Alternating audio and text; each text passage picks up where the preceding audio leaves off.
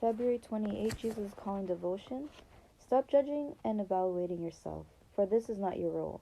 Above all, stop comparing yourself with other people. This produces feelings of pride or inferiority, sometimes a mixture of both. I lead each of my children along a path that is uniquely tailor made for him or her. Comparing is not only wrong, it is also meaningless. Don't look for affirmation in the wrong places, your own evaluations or those of other people. The only source of real affirmation is my unconditional love. Many believers perceive me as an implacable judge, angrily searching out their faults and failures. Nothing could be farther from the truth. I died for your sins so that I might clothe you in my garments of salvation. This is how I see you, radiant in my robe of righteousness. When I discipline you, it is never in anger or disgust. It is to prepare you for a face-to-face fellowship with me throughout all eternity. Immerse yourself in my loving presence. Be receptive to my affirmation, which flows continually from the throne of grace. Bible reference is from Luke 6, verse 37, and it says, Judge not, and you shall not be judged. Condemn not, and you shall not be condemned. Forgive, and you will be forgiven. As well as John 3:16 to 17. And it says, For God so loved the world that he gave his only begotten Son, that whoever believes in him should not perish, but have everlasting life. For God did not send his Son into the world to condemn the world, but that the world through him might be saved. As well as Isaiah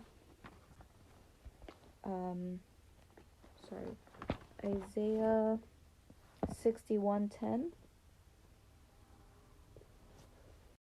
I will greatly rejoice in the Lord. My soul shall be joyful in my God. For he has clothed me with the garments of salvation.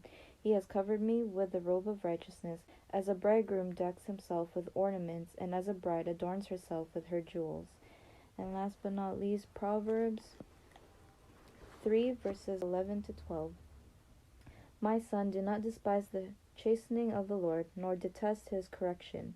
For whom the Lord loves, he corrects, just as a father the son in whom he delights. Just as a father the son in whom he delights. Yes. Amen. Reading the Bible in a year, February 28. Morning reading is from Mark 6:30 to 56. Then the apostles gathered to Jesus and told him all things, both what they had done and what they had taught.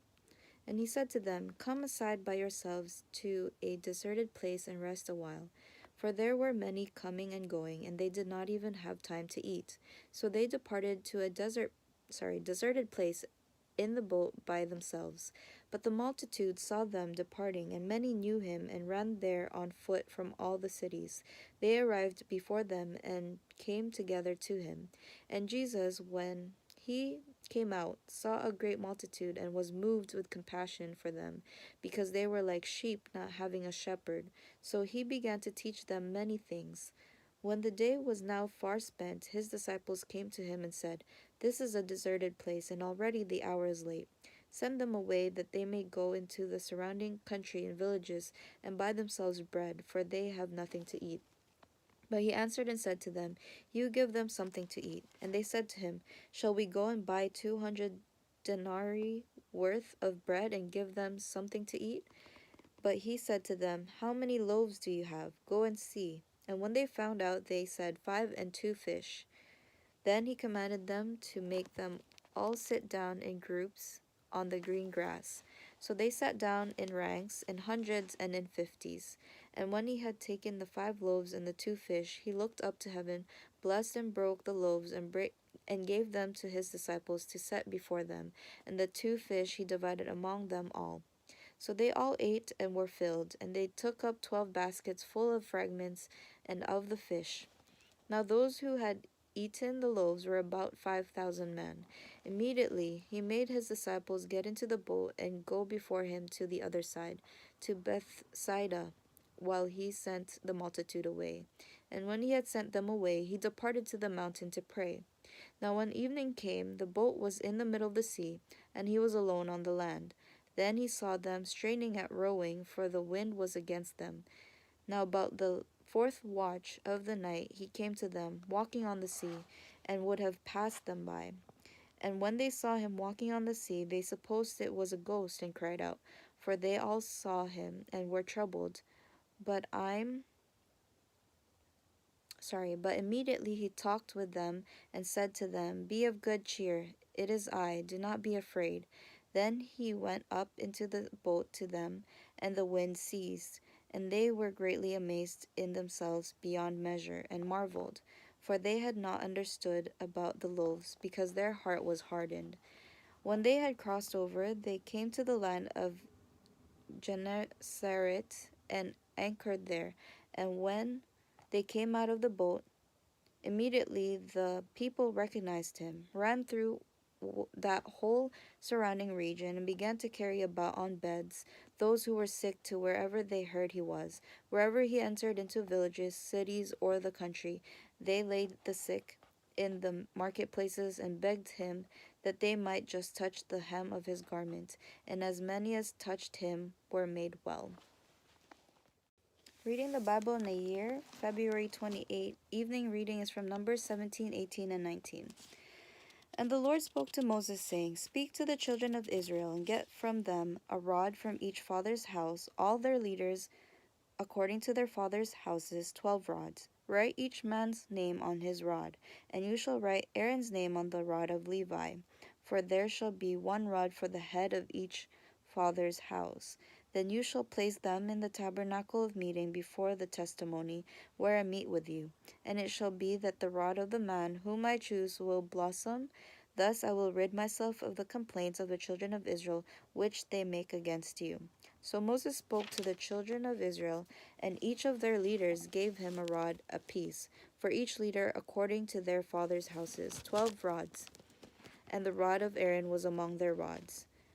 And Moses placed the rods before the Lord in the tabernacle of witness. Now it came to pass on the next day that Moses went into the tabernacle of witness, and behold, the rod of Aaron of the house of Levi had sprouted and put forth buds, had produced blossoms, and yielded ripe almonds.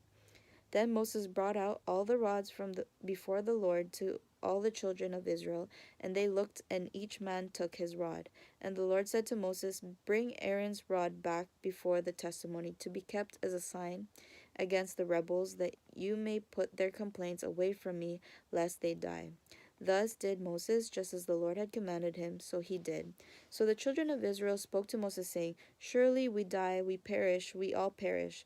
Whoever even comes near the tabernacle of the Lord must die. Shall we all utterly die? Chapter 18. Then the Lord said to Aaron, You and your sons and your father's house with you shall bear the iniquity related to the sanctuary, and you and your sons with you shall bear the iniquity associated with your priesthood. Also bring with you your brethren of the tribe of Levi, the tribe of your father, that they may be joined with you, and serve you while you and your sons are with you before the tabernacle of witness. They shall attend to your needs and all the needs of the tabernacle, but they shall not come near the articles of the sanctuary and the altar, lest they die, they and you also. They shall be joined with you and attend to the needs of the tabernacle of meeting for all the work of the tabernacle. But an outsider shall not come near you, and you shall attend to the duties of the sanctuary and the duties of the altar, that there may be no more wrath on the children of Israel. Behold, I myself have taken your brethren the Levites from among the children of Israel. They are a gift to you, given by the Lord to do the work of the tabernacle of meeting. Therefore you and your sons with you shall attend to your priesthood, for everything at the altar behind the veil, and you shall serve. I give your priesthood to you as a gift of service, but the outsider who comes near shall be put to death. And the Lord spoke to Aaron, Here I myself have also given you charge of my heave offerings. All the holy gifts of the children of Israel I have given them as a portion to you and your sons, as an ordinance forever. This shall be yours of the most holy things, reserved from the fire, every offering of theirs, every grain of offering, and every sin offering, and every trespass offering which they render to me, shall be most holy for you and your sons. In a most holy place you shall eat it, every male shall eat it, it shall be holy to you. This also is yours, the heave of the heave offering of their gift, with all the wave offerings of the children of Israel. I have given them to you, and your sons and daughters with you, as an ordinance forever. Everyone who is clean in your house may eat it. All the best of the oil, all the best of the new wine and the grain, their first fruits which they offer to the Lord, I have given them to you. Whatever first ripe fruit is in their land, which they bring to the Lord, shall be yours. Everyone who is clean in your house may eat it. Every devoted thing in Israel shall be yours. Everything that first opens the womb of all flesh, which they bring to the Lord, whether man or beast, shall be yours. Nevertheless, the firstborn of man you shall surely redeem, and the firstborn of unclean animals you shall redeem. And those redeemed of the devoted things you shall redeem when 1 month old, according to your valuation, for 5 shekels of silver, according to the shekel of the sanctuary, which is 20 gerahs. But the firstborn of a cow, the firstborn of a sheep, or the firstborn of a goat, you shall not redeem. They are holy. You shall sprinkle their blood on the altar, and burn their fat as an offering made by the fire for a sweet aroma to the Lord. And their flesh shall be yours, just as the wave breast and the right thigh are yours. All the heave offerings of the holy things which the children of Israel offer to the Lord, I have given to you and your sons and daughters with you as an ordinance forever. It is a covenant of salt forever before the Lord with you and your descendants with you. Then the Lord said to Aaron, You shall have no inheritance in their land, nor shall you have any portion among them. I am your portion and your inheritance among the children of Israel. Behold, I have given the children of Levi all the tithes in Israel as an inheritance in return for the work which they perform, the work of the tabernacle of meeting. Hereafter the children of Israel shall not come near the tabernacle of meeting, lest they bear sin and die. But the Levites shall perform the work of the tabernacle of meeting, and they shall bear their iniquity. It shall be a statute forever throughout your generations, that among the children of Israel they shall have no inheritance. For the tithes of the children of Israel, which they offer up as a heave offering to the Lord, I have given to the Levites as an inheritance. Therefore I have said to them, Among the children of Israel they shall have no inheritance. Then the Lord spoke to Moses, saying, Speak thus to the Levites, and say to them, When you take from the children of Israel the tithes which I have given you from them as your inheritance, then you shall offer up a heave offering of it to the Lord, 1/10 of the tithe. And your heave offering shall be reckoned to you as though it were the grain of the threshing floor, and as the fullness of the winepress. Thus you shall also offer a heave offering to the Lord from all your tithes which you receive from the children of Israel, and you shall give the Lord's heave offering from it to Aaron the priest. Of all your gifts you shall offer up every heave offering due to the Lord, from all the best of them, the consecrated part of them. Therefore you shall say to them, When you have lifted up the best of it, then the rest shall be accounted to the Levites as the produce of the threshing floor, and as the produce of the winepress. You may eat it in any place, and in sorry you and your households, for it is your reward for your work in the tabernacle of meeting, and you shall bear no sin because of it, when you have lifted up the best of it. But you shall not profane the holy gifts of the children of Israel, lest you die. Chapter 19.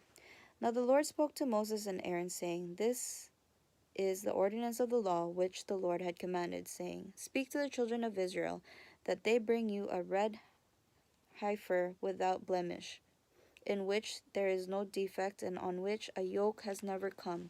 You shall give it to Eleazar the priest, that he may take it outside the camp, and it shall be slaughtered before him. And Eleazar the priest shall take some of its blood with his finger, and sprinkle some of its blood 7 times directly in front of the tabernacle of meeting. Then the heifer shall be burnt in his sight, its hide, its flesh, its blood, and its offal shall be burned. And the priest shall take cedar wood and hyssop and scarlet, and cast them into the midst of the fire, burning the heifer. Then the priest shall wash his clothes, he shall bathe in water, and afterward he shall come into the camp. The priest shall be unclean until evening, and the one who burns it shall wash his clothes in water, bathe in water, and shall be unclean until evening. Then a man who is clean shall gather up the ashes of the heifer and store them outside the camp in a clean place, and they shall be kept for the congregation of the children of Israel for the water of purification. It is for purifying from sin, and the one who gathers the ashes of the heifer shall wash his clothes, and be unclean until evening. It shall be a statute forever to the children of Israel and to the stranger who dwells among them. He who touches the dead body of anyone shall be unclean 7 days. He shall purify himself with the water on the third day and on the seventh day. Then he will be clean. But if he does not purify himself on the third day and on the seventh day, he will not be clean. Whoever touches the body of anyone who has died and does not purify himself defiles the tabernacle of the Lord. That person shall be cut off from Israel. He shall be unclean because the water of purification was not sprinkled on him. His uncleanness is still on him. This is the law when a man dies in a tent. All who come into the tent and all who are in the tent shall be unclean 7 days, and every open vessel which has no cover fastened on it is unclean. Whoever in the open field touches one who is slain by a sword or who has died, or a bone of a man or a grave, shall be unclean 7 days. And for an unclean person they shall take some of the ashes of the heifer burnt for purification from sin, and running water shall be put on them in a vessel. A clean person shall take hyssop and dip it in the water, sprinkle it on the tent, on all the vessels, on the persons who were there, or on the one who touched a bone, the slain, the dead, or a grave. The clean person shall sprinkle the unclean on the third day and on the seventh day, and on the seventh day he shall purify himself, wash his clothes, and bathe in water, and at evening he shall be clean. But the man who is unclean and does not purify himself, that person shall be cut off from among the assembly, because he has defiled the sanctuary of the Lord. The water of purification has not been sprinkled on him. He is unclean. It shall be a perpetual statute for them. He who sprinkles the water of purification shall wash his clothes, and he who touches the water of purification shall be unclean until evening. Whatever the unclean person touches shall be unclean, and the person who touches it shall be unclean until evening. Song Dedication, hymn number 262, Sweet, Sweet Spirit. There's a sweet, sweet spirit in this place, and I know that it's the Spirit of the Lord. There are sweet expressions on each face, and I know they feel the presence of the Lord. Sweet Holy Spirit, sweet Heavenly Dove, stay right here with us, filling us with your love. And for these blessings we lift our hearts in praise. Without a doubt we'll know that we have been revived when we shall leave this place.